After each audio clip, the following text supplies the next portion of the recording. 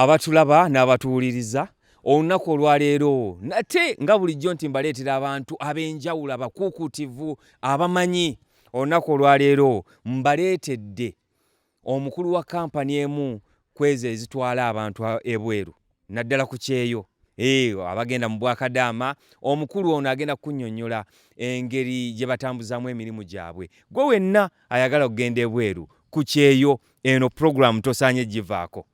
Sebo, nsanyusa okulaba. Nange okusisinkana mukulu presenter.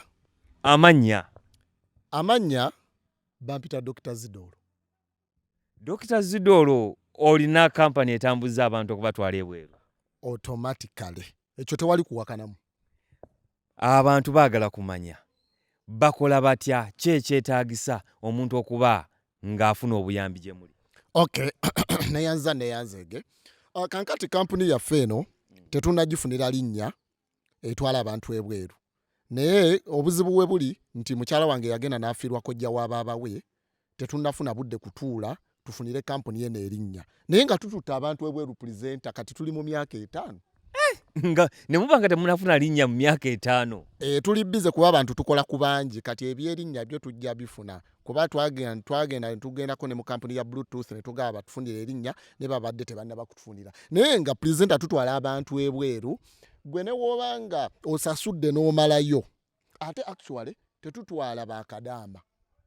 Twakyusizaamu ffe kampuni yaffe. Tutwala bakanyankole. Ask me why. Bakadaama bagenze bangi n'abanyankole kabafune ku mukisa. Bwe kiri. Omuntu yeetaaga ki? Requirements. Kati omwana ow'obulenzi ng'oli eyo ng'oli wa buwala, kye weetaaga okugenda mu nsi z'abawala bw'okwenogera ku ssente. First of all, twetaaga otuleetere akalirako ke bakuzaala nako, akalira. Si birth certificate. Ebyo byavaawo byadiba. Twetaaga kalira ke tuyita umbrella code ke bakuzaala nako. Woba amaze otufunira akalirako, omwana ow'obuwala ng'ogenda mu Bwakanyankole mu kampuni yaffe, era oba olina okutufunira akabaluwa k'omukwano ke bakwanirako mu P6 n'okaddamu.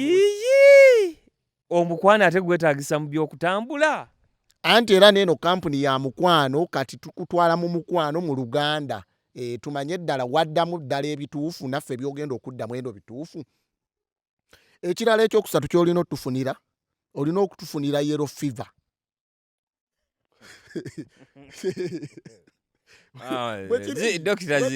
Dr. Zido.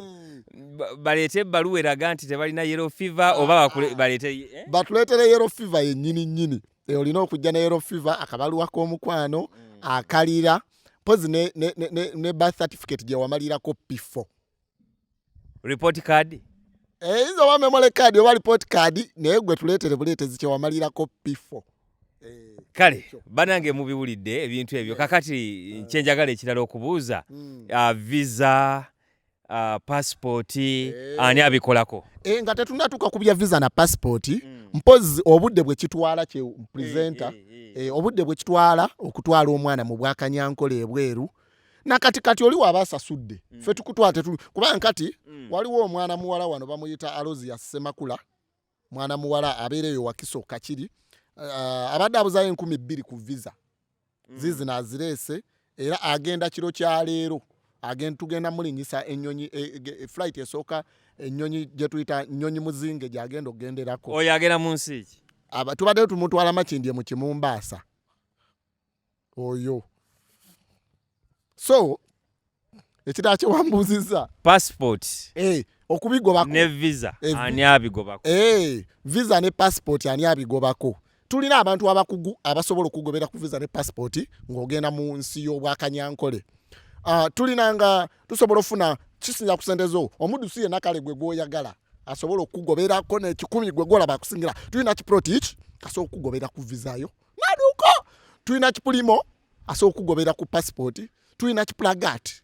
Tulina Kipsiro osobola n'omuguli obugulizi Chips yena akugobera ku visa yo. Ate mpozi n'ekirala ng'ogyeko abagoba ku visa presenter, abaana ab'obuwala abaagala okugenda mu Bwakanyankole, tubategeeza nti visa ne passport byangu okubigoberako.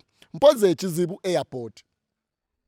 airport eno etusumbuwa nnyo tetumanyi wakujja airport naye nga abaana ab'obuwala tubatwala mu nsinga makindye mu Kimumbaasa Kazangola makindye mu Kizungu London naye lwaki poliisi tebaggalanga